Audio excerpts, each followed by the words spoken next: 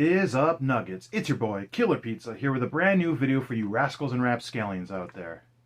Now, first of all, I want to thank everybody that has subscribed to my channel lately. I did a little, 400 subscribers kind of thank you video, and for some reason, the algorithm picked up my video, and it's got, like, almost 900 views on me just thanking everyone for watching these videos, and I had a bunch of people just come in and start subscribing. I'm almost to 500 now, and so many people in the comment sections were like so nice and friendly with everything they had to say, and I was pleasantly surprised by that. Like I said, I never got into making this channel to get like 100 million views or anything, but it's pretty nice to have people watch the content that I'm putting out, and the fact that you guys enjoy it really makes me feel good. So I appreciate it, everybody. Thank you once again.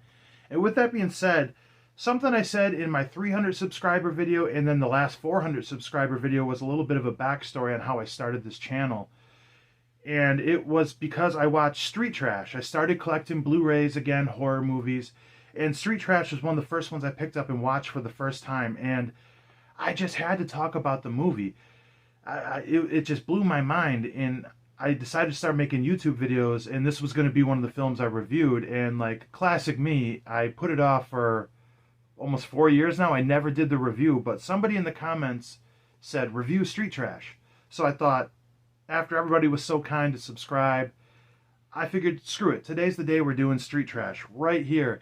1987's body horror melt movie, independent horror gore fest, directed by J. Michael Muru. So this is a very, very weird movie. I'm not exactly sure where to start off with this.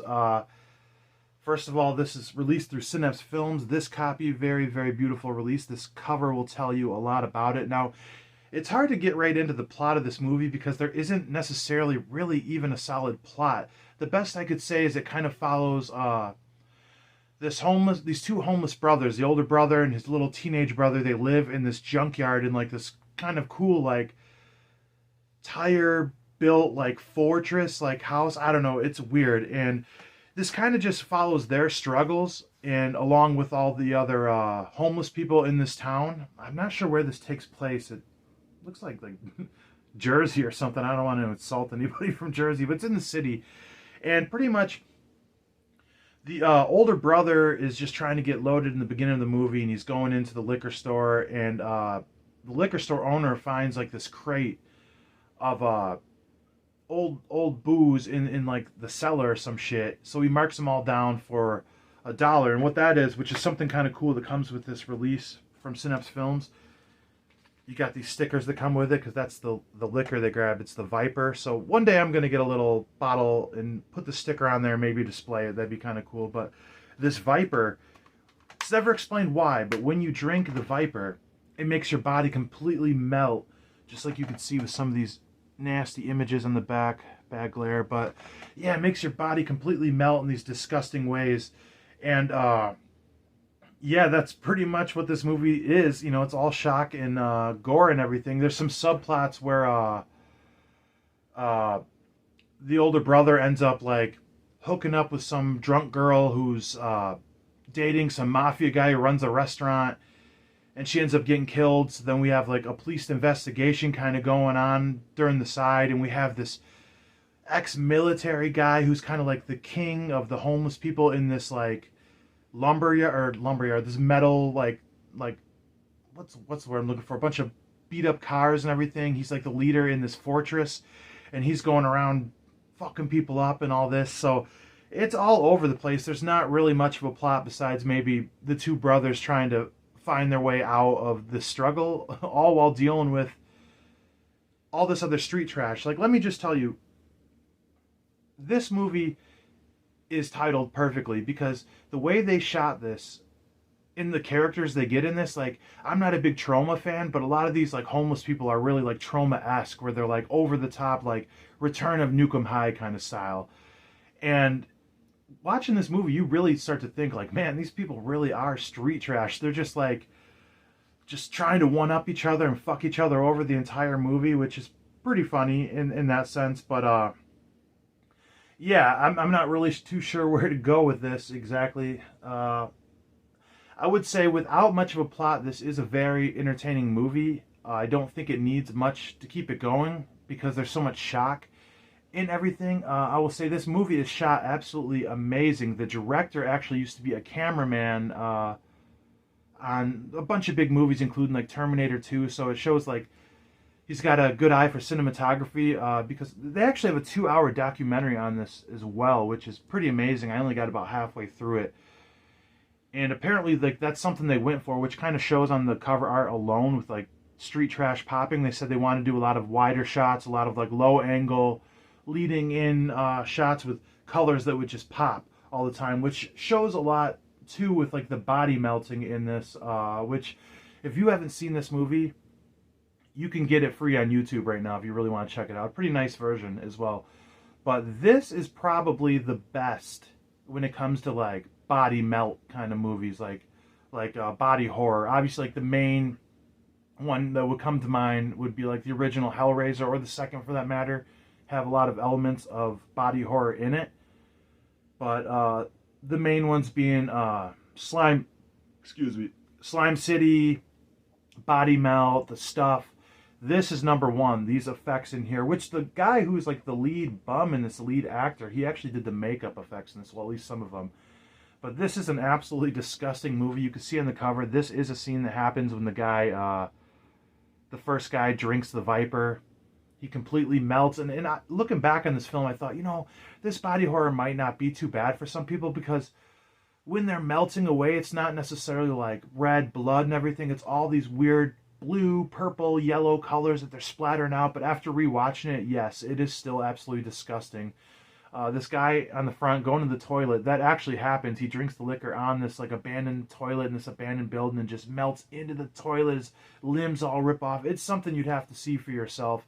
If for nothing else, with this movie, I would suggest putting it on YouTube and at least scrolling to the goriest parts, like if you're fucked in the head like me and want to see some stuff like that, because it is something you would have to see to believe. And keep in mind, this first body melt that happens is within the first 15 minutes of the movie. We see full frontal nudity, man and woman, and this body melting, and a big chase through the city, all this shit in the first 15 minutes of this movie. Very, very fucked up stuff. Now, I would say there's not many likable characters in this movie, but they're all memorable. Very, very memorable. There's this older black guy who's homeless that goes into the grocery store at one point, which is a very weird scene. It's like going to like some Abbott and Costello music going in there, and he's just stealing all this stuff. And he was pretty likable in a comical sense. I think they could have cut that part out of the movie, though. It wasn't necessarily needed. I'd say the little brother is likable because the lead character, the older brother in this film, I don't remember everyone's names, like, he's likable to an extent, but he's also like a piece of shit. Like literally everybody in this movie is a piece of shit. So it's kind of fun in that sense. Sometimes you just got to go down the rabbit hole and watch some of these movies I like, just to see what it's actually all about. But yeah, not even much of a redemption story in the end of this. It's honestly really hard to try to think of like a plot for this movie. It's just kind of something you need to see. But like I said, the camera angles, like the lighting and the way they made shit pop in this movie is something to really behold. They really make a lot out of nothing, and you could tell they put their hearts into this. The gore alone is worth admission, and I will say that the dialogue is actually pretty good in this movie. It's pretty funny, like the stuff they say to each other. A lot of very vulgar stuff that wouldn't hold up in today's standard, that I can't say on camera, but you'll get a good laugh out of this if you watch it with an open mind. Yeah, this is just a fun movie overall. One I would rewatch a lot, actually, not like all the time, but it was fun to go back and rewatch this. And just talking about it right now reminds me why I did start this channel, because it's like, even when I first watched it and I wanted to talk about it on video, I knew I wouldn't really know where to go with it, because it just was one of those films, and I've since seen and reviewed many like this. Like, just for example, in this film, like I said, you have, I think, 5-6 bodies melting. You have a guy get ripped out of his car and thrown headfirst through a windshield. Tons of full frontal nudity. There's There's a rape scene. There's some necrophilia in here. There's what else? The guy gets his dick ripped off and it's thrown all through the junkyard like it's a football, and like a weird comedy scene. Yeah, what else do we have in here? There's a guy gets his head completely blown off by a propane tank that gets launched off, and his head keeps reacting like muscle memory and everything. What else happens in here? Just I think that's enough. A lot of fucked up stuff, a lot of shocking gore. If you want to kind of get into that rabbit hole, this is a really fun one. Now, I don't really like the couple rape scenes they have in here. I remember that was one of the things I hated in the first watch. Now, it's really hard for me to find stuff that I can't sit through in a movie because I know that it's not real. That's why, like, stuff like animal deaths, real animal deaths, like in Cannibal Holocaust, or even fake ones like when Michael Myers killed the dog. Like, I don't care for that stuff. You know, you could kill people all day in a horror movie, but you touch an animal, it pisses me off a little bit. And then I just can't help getting uncomfortable during rape scenes and everything. And though I think, I don't know if it was needed in a movie like this, but there's a lot of stuff that wasn't needed in movies like this. And I think movies need some fucked up stuff to happen in it, in whether it's drama or just shocking shit, because, you know, we got to have both levels of the spectrum. If you want heartwarming movies or fun comedies, you also got to dabble into some fucked up stuff, which that's the beauty of cinema and art and everything. And with that being said, there is actually a pretty like fun tone the whole time in this movie, aside from some uncomfortable stuff. Like a lot of the dialogue, like I said, I was laughing out loud, and these scenes when the body melts when they drink this viper is something to behold in itself. Like I said, that's what this movie's known for. That's what it's all about.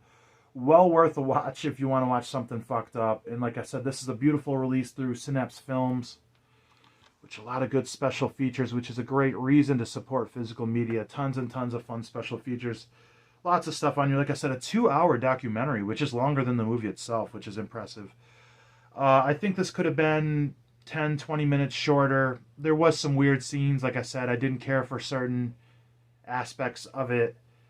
And I don't like when movies go a little too trauma-esque, which I'm surprised this didn't go lean into it as much as it could have for a film of this nature. But anyways, absolutely wild movie. If you just want to throw something on and just you don't have to pay attention the whole time for this film. This is a good one to throw on when you have some people over and you're drinking some beers or doing whatever you do, you know, and have it on in the background or whatever.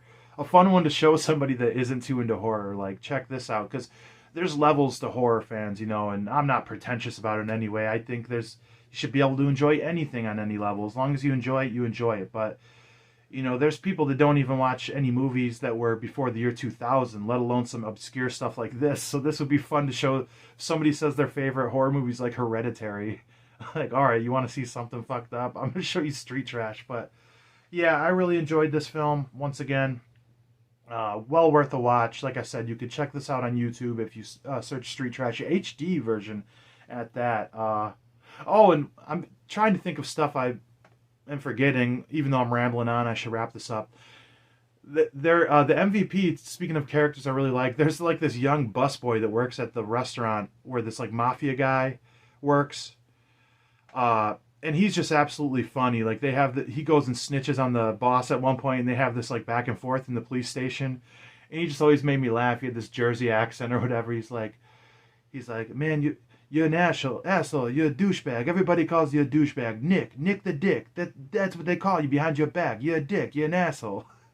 I don't know, kid was just funny. Which another part of the movie that doesn't really need to even be in here, but this review is all over the place because this movie is all over the place. All you really need to know is it's shot better and plays back better than it has any room to do for a movie of this context in an independent film on a budget. It really has some charm to it for what it is, and watching a little bit of the documentary, you can tell everyone making it really gave it their all for this film. And like I said, it's got some funny zingers in here. It's pretty funny. It's not really scary in any aspect. It's just really raunchy and fucked up and weird. But like I said, for the body horror alone, well worth the watch.